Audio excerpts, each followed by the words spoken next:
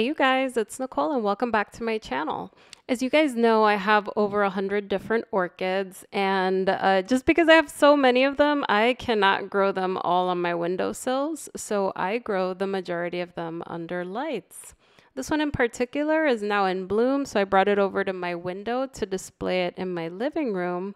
But what I want to do today is share how I grow my orchids under lights, because when I first started growing, I kept hearing mixed messages about difficulty with dendrobium orchids, cattleya orchids, and I've been able to bloom them successfully. So I want to share what I've learned and call out a couple of nuances, especially for species growers. So let me show you the setup.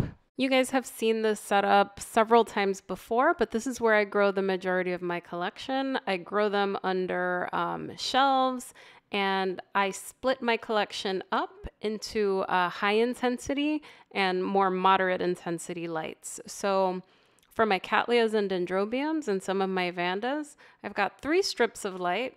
And then for the orchids that require less light, I've got just 2 strips of light. You can also play around with the distance. As you can see here, I've got the lights very close to these orchids. These are mostly cattleya type orchids and some high light enjoying seedlings.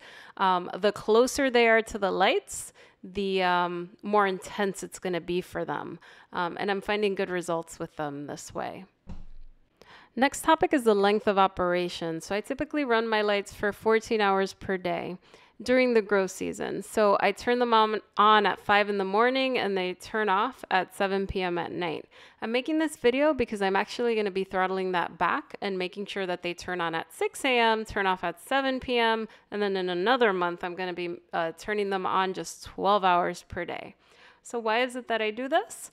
Well, I have a couple of species orchids here. I have a few species phals and I have a couple of species cattleyas, and those are triggered to bloom with a daylight differential. So by changing the lights to mimic what they get more in the wild, I'm able to trigger that day-night differential, which changes in the wild. Now, with that being said, if you don't grow species and you're just growing hybrids and orchids that aren't too fussy, you can get away with growing at the same time every day.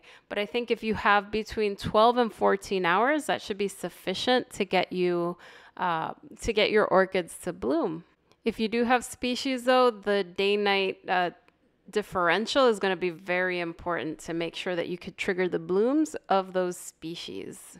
I'm surprisingly finding that the lights on the market right now are very good. I've bloomed several larger cattleyas, as I mentioned. I've bloomed Dendrobium phalaenopsis type orchids, which are typically higher light orchids.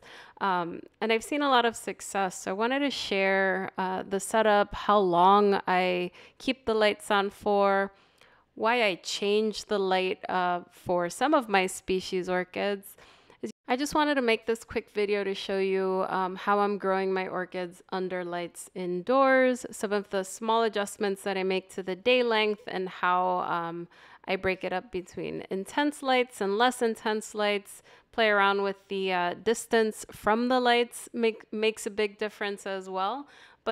Anyway, I wanted to make this video because when I first started growing, I'd buy some cattleyas from some growers, and they'd always give guidance. Not always, but they'd often say that that particular orchid was not suitable for growing under lights. And I found that the lights that are in the market right now, they do pretty well, and I've been able to bloom a lot of them successfully. Even some dendrobiums that are, the canes are 3 feet tall, I'm still able to bloom them. So I do think it is possible to bloom the different kinds of orchids available on the market today, and the LED lights do very well.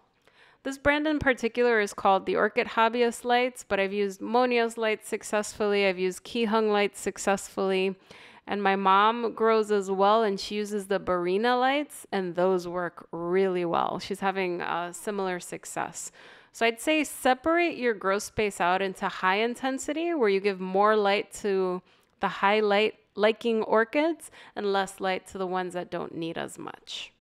Honestly, with the technology now, I think you can grow most orchids indoors. And I think when you're told that certain orchids like cattleyas aren't suitable for indoor growing. I think that's rubbish, and I think that you can absolutely get it done. The lights have come a long way. Anyway, guys, thank you so much for watching. If you like this video, don't forget to give it a thumbs up and subscribe for more orchid content. Talk to you guys soon. Bye, everyone.